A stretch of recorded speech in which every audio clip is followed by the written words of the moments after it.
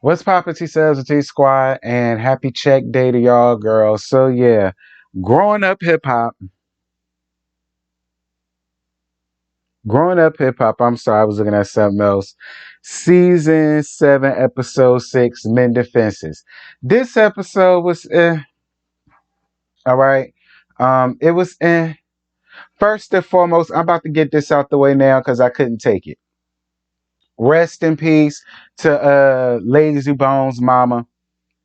And, I pray a prayer of strength and comfort upon him, and his other siblings, family and friends of their mama.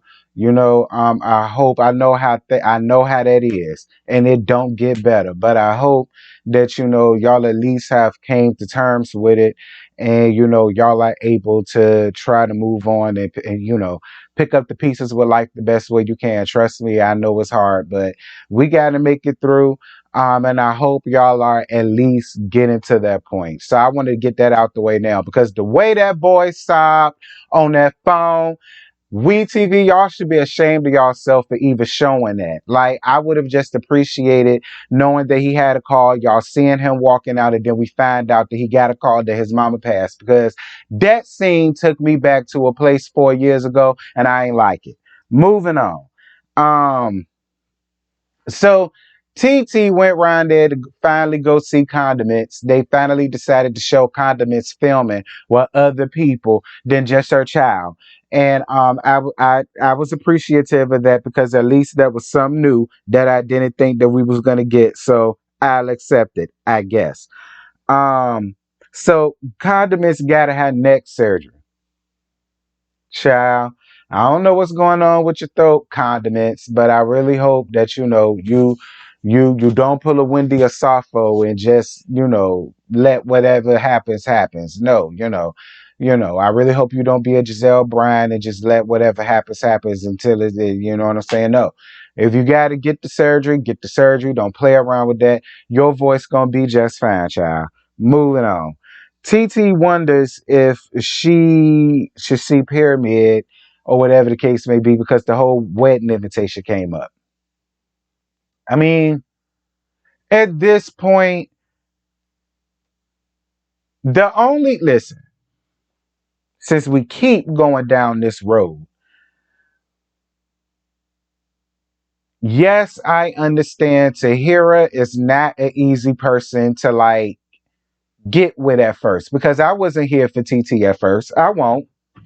It wasn't until all of this foolishness started happening between her Samantha, Pyramid, Trenches, and all them, that you know what I'm saying, I started getting on her side because I felt like, you know, they was giving her just way too much over a whole lie that Samantha came up with.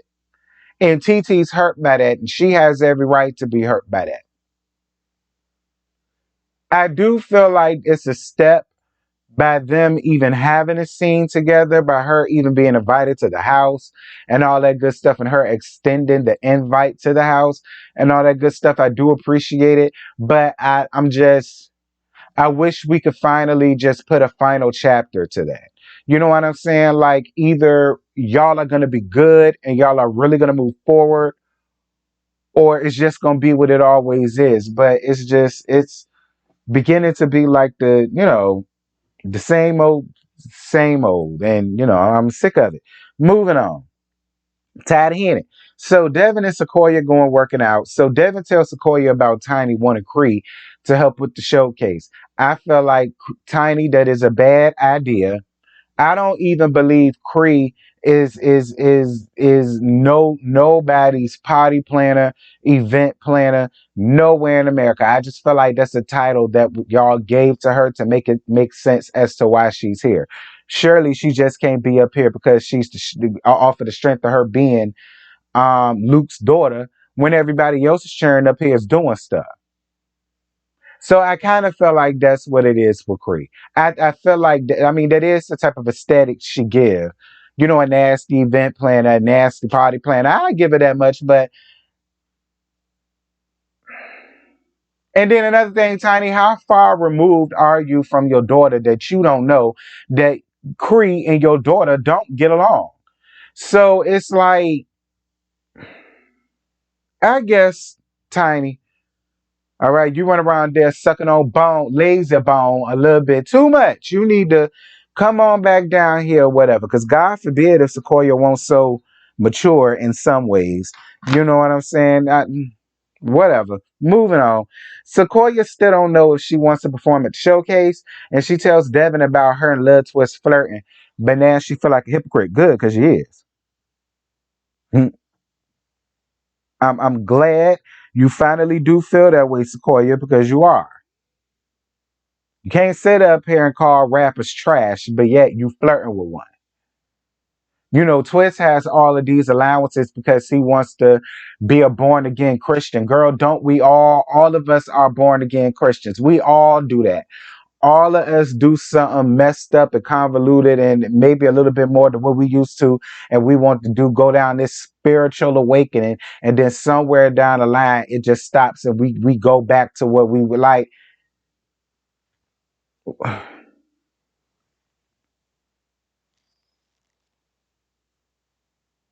Moving on. Devin invites Sequoia, Twist, Lil Easy, and the Ragamuffin out to lunch or whatever. And Sequoia and Twist talk on the side. So basically what Lil Twist did was say, listen, don't get me wrong. You know, if Maya was just any other girl, I wouldn't have gave a damn and me and you could do whatever. But because I still do really have something for Maya, I do miss her. I love her. I want her back. Like me and you just need to chill out with all of the flirting and stuff. Don't get me wrong. It's tempting. I would love to. But if I'm trying to be a better me for her, it can't be this. I appreciated Twist for doing that. I'm gonna be real. I think Twist just don't want to mess with nobody on the show. That's really what I think. I think Twist is like, nah, both of us is making money up here on the show. It's gonna mess around and get it could have the potential to get real muddy. Me and you cool, me and Tiny cool, me and Lazy cool. I don't know about him and JoJo, but they might be cool. Like he don't even want to go down that road. And you know, for me,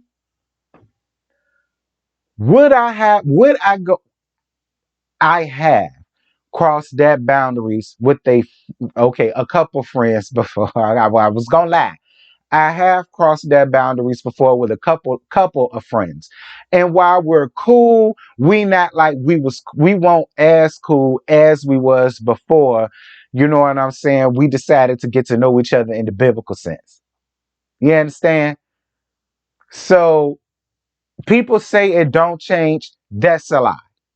All right. And it may not do it right then and there, and it may not be so in your face and subtle because that's how it was with me. Both times I did it.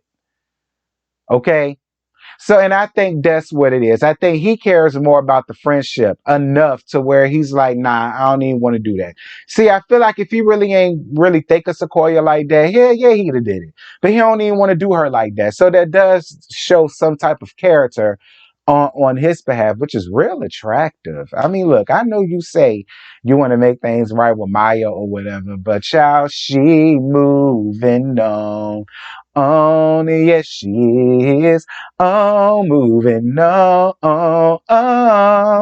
She is moving on. Oh, yes, I am.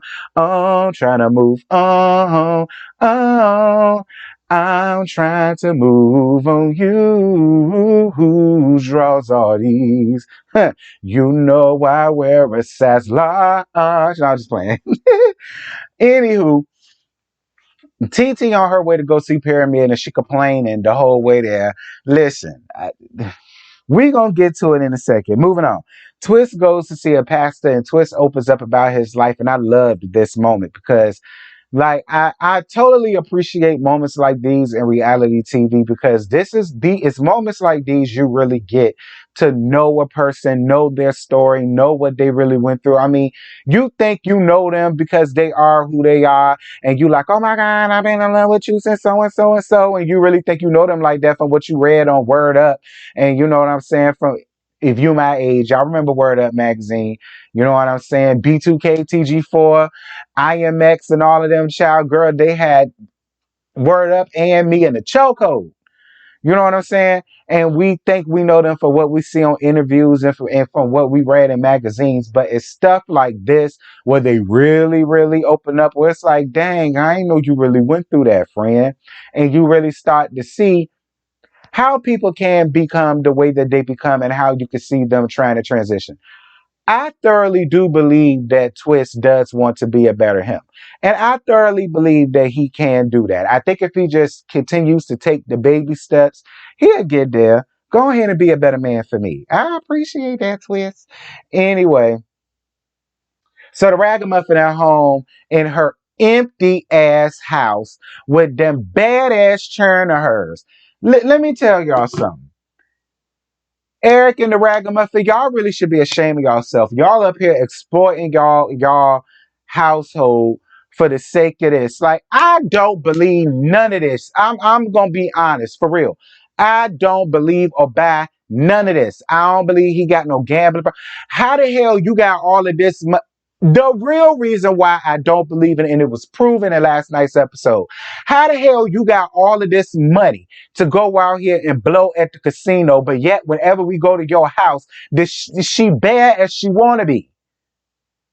One couch, one love seat, maybe one center table.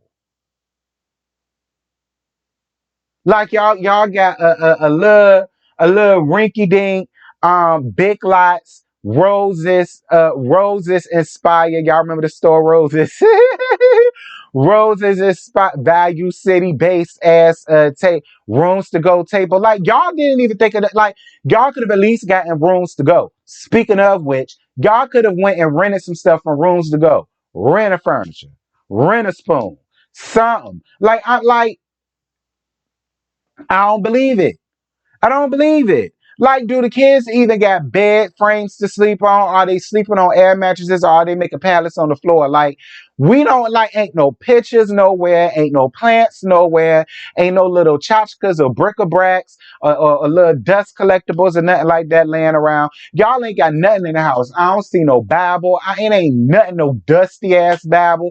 I don't see nothing around there. No stereo system, no nothing, no soundboard, nothing. Like you got this big house, but I'm supposed to believe he got all this money to go out and gamble. She lock him out the house. Whatever. Eric go around there to see his grandmama and his aunt. Shout out to grandmama and shout out to aunt. All right, they did give him the best advice possible, but grandma and aunt, ain't no way y'all believe in this foolishness. Y'all really believe in this mess going on in their house? And you should be ashamed of yourself for that.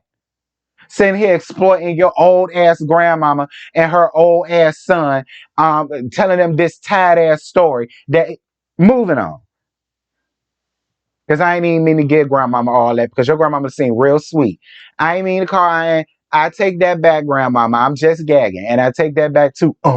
I'm just gagging because I appreciate both of y'all. But Eric need TT and Pyramid finally talked. First and foremost, TT, you plucked my nerve. You took me back to the days when I did not like you. Now, I may not be too fond of Pyramid, but I don't hate her. The way that you was coming off when you first got there, now okay, don't get me wrong, the aesthetic does give The Hills Have Eyes. It do. It do. It does give The Walking Dead tease. It do. It does give Resident Evil Extinction vibes. It do. It does give Pet Cemetery Couture. It does. But it's like you just kept nitpicking and kept looking at this was wrong and that. And listen. Don't get me wrong, TT. I understand it because like